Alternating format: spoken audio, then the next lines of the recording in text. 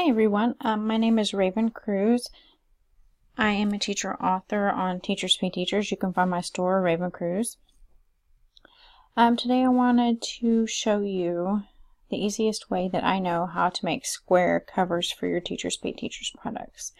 There's a lot of ways to do it, but this is the way that I found, honestly, that I think is the best. So let's get into it. The website I use, it's not software, so you have to have internet to do it, is canva.com. You can get a free version. Just sign up. I would go under education, teacher, or student, because most likely if you're creating Teachers Pay Teachers products, you fall into that category. I already have an account, so I'm gonna sign into mine really quick.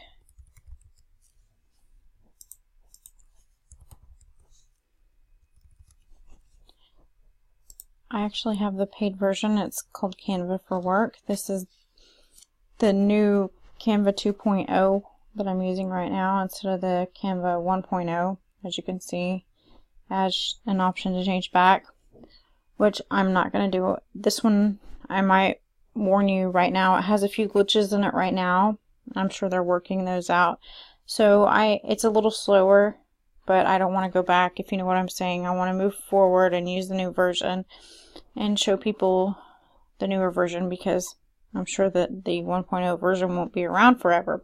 Alright, so this is my dashboard, and I'm going to show you two ways to find what I use, or I guess three. You can use custom dimensions, 1080 by 1080 pixels. It has inches, millimeters, centimeters. You want 1080 by 1080 pixels. You can hit create a new design. You can type in Instagram post, which is the first one, or, and there's your perfect square, or right here where it says recommended, you can just go to Instagram post really quick. Okay. Now the next thing that you want to do after you've chosen that is go to elements over here on the side and go to grids. I'm going to show you really quick the difference between a frame and a grid, and why you want a grid and not a frame. Oh, sorry. Okay, let me show you the difference. Right here, do you see? I mean, I can make it bigger and smaller, but I can't manipulate it like I can a grid. Okay, and this is going to come in handy whenever you want to put like screenshots of your work and you want like 10 of them and you want to size them all differently. You can just select the grid and hit copy. See how it lines them up? Yeah, it's a lot quicker. Take my word for it. And so we're going to delete this. It's just more efficient. Let's just put it that way. Okay, so the next thing that you need to do is to put in a background. I'm just going to use a background color, but they have these options right here. You need to read their licensing and things like that, so I'm just going to use, oops, undo. You need to make sure you have the back selected and not one of these frames for your photos. I just did it again.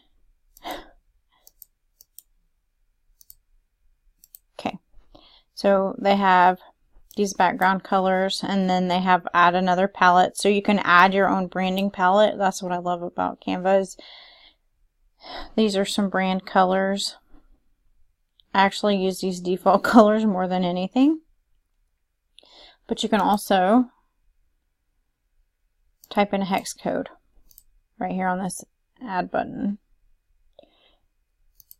Okay, So that is enough to get you started. I'm not going to show you how to make the cover. I have a course on that, and by the time this video comes out, it should be linked. It should be on my website, ravencruise.com, and I'll link it in the description below, so you can find the course on how to create the entire thumbnail for Teachers Pay Teachers. But I wanted to get you started and show you how to do a few things. If you can't afford a course right now, or you wanted to see if I knew what I was actually talking about, which I promise I do. I've been selling since 2012. And just show you a few shortcuts to make your life more simple. Alright, have a good day. God bless, and check out the description below.